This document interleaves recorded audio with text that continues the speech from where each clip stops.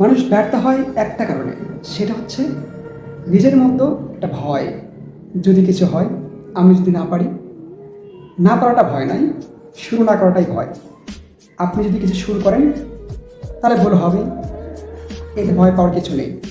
আর যদি কিছু শুরু না করেন, এটাই সবচেয়ে বড় ভয়। আপনার লাইফে কখনো সাকসেস আসবে না, আপনার লাইফে কখনোই সফলতা আসবে না। সফলতা পেতে হলে আপনাকে অবশ্যই শুরু করতে হবে।